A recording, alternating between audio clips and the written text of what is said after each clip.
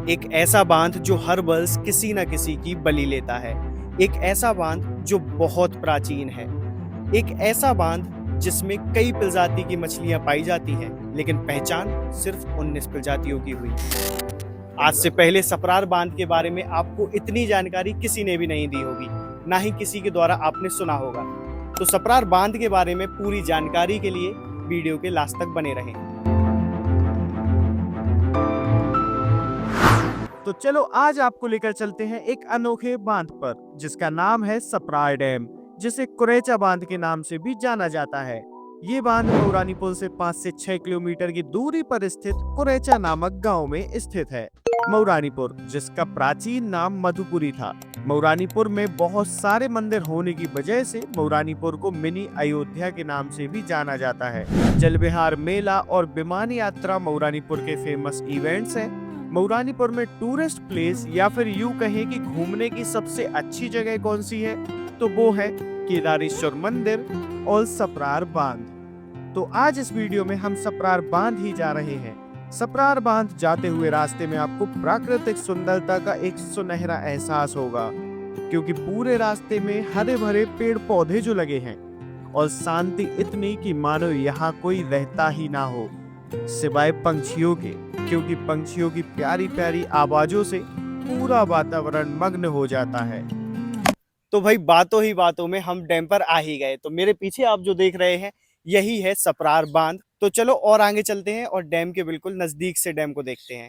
जागो रे देखो रे दुनिया ये देखो रे ना ना ना ना ना ना ना ना। तो ये है सप्रार डैम, जिसे कुरेचा बांध के नाम से भी जाना जाता है। और ये डैम सप्रार नदी और गारगोरू नदी पर बना हुआ है, जो धसान नदी की सहायक नदियां हैं। इस बांध का निर्माण 1947 में शुरू हुआ था और ये बांध 1992 में बनकर तैयार हो गया था। इसे मल्टीपर्पज के लिए बनाया गया था, जैसे कि सिंचाई व्यवस्था के लिए, पेयजल पानी के लिए और मछली उत्पादन के लिए। तो अभी आप मेरे पीछे देख रहे होंगे कि लोग वहां पर मछलियां पकड़ रहे हैं। आप पीछे देख सकते हैं, पीछे लोग मछलियां पकड़ रहे हैं और बहुत सारे लोग नेट वगैरह लिए हुए हैं, नेट के जरिए मछलियां पकड़ रहे हैं। लेकिन यहाँ पर मछलियाँ कैसे हैं? यहाँ पर तो बहुत ही कम पानी है, तो मछलियों का जो उत्पादन होता है वो होता है डैम के उस साइड। लेकिन यहाँ से पानी से होते हुए धीमे धीमे मछलियाँ यहाँ पर भी आ जाती और लोग यहाँ से भी मछलियाँ पकड़ते हैं।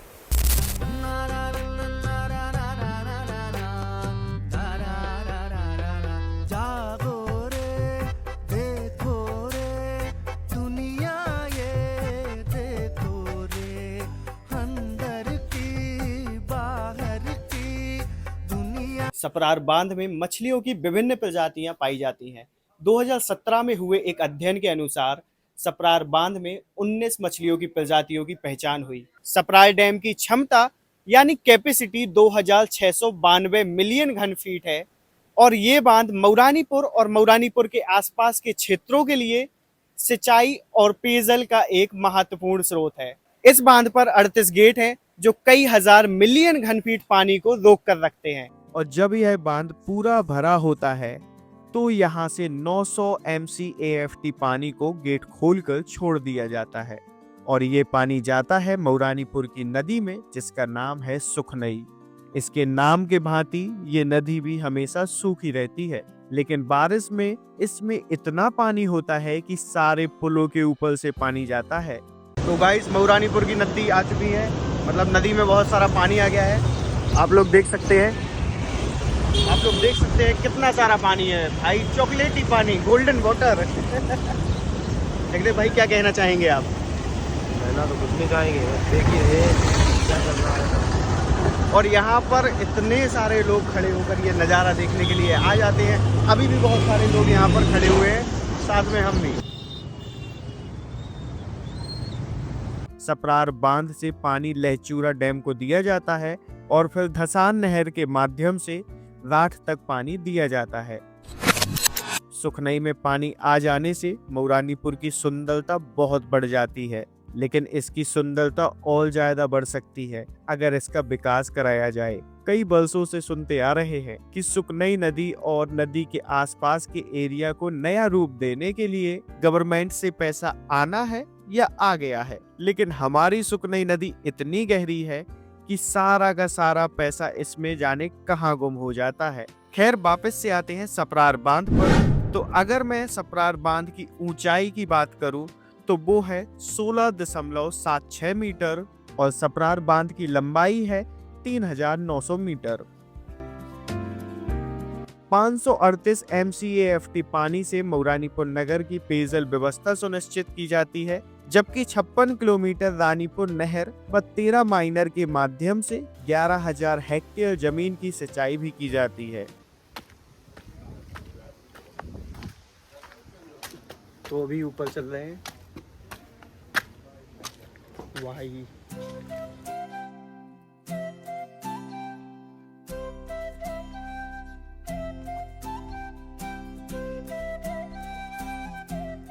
इस बांध का निर्माण 1947 में शुरू हुआ था और ये बांध 1952 में बनकर तैयार हो गया था।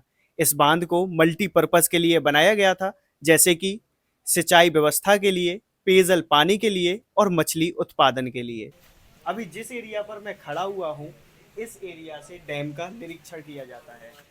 तो लोगों ने इस प्लेस को पिकनिक स्पॉट तो बना लिया है, और बनाना भी क्यों नहीं चाहिए, इतना सुंदर नज़ारा है। यहाँ देखिए आप, पूरा सप्रार डैम का यहाँ पर व्यू है और बहुत ही सुंदर नज़ारा है, तो पिकनिक स्पॉट बनाना तो बनता ही है भाई। और ये यहाँ पर माउंटेन भी है और पेड़ पौधे भी लगे हुए हैं, बहुत ही सुंदर जगह है पिकनिक स्पॉट के लिए। लेकिन पिकनिक करने के बाद सारा का सारा कचरा लोग यहीं पर छोड़ के चले जाते हैं, और ये सबसे बड़ी कमी है लोगों के अंदर। मेरी गुजारिश है आप सभी से कि अगर आप यहाँ पर पिकनिक करने भी आ रहे हैं, अच्छी बात है, पिकनिक करिए, लेकिन यहाँ पर ये कचरा वगैरह फैलाकर मत जाइए। जो भी कचरा आप लेकर आए हैं, जो भी वाटर बोतल्स लेकर आए हैं, पॉलीथीन लेकर आए हैं, वो आप अपने साथ लेकर जाएं और उनको कहीं भी डस्टबिन में डाल दें। बारिश के टाइम पर जब यह सप्रार बांध भर जाता है और इसके गेट खोले जाते हैं,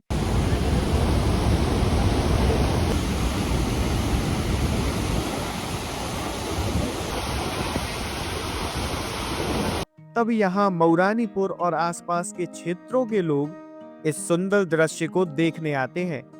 लेकिन प्रतिवर्ष लोगों की लापरवाही की वजह से इस डैम के द्वारा किसी न किसी को निगल लिया जाता है।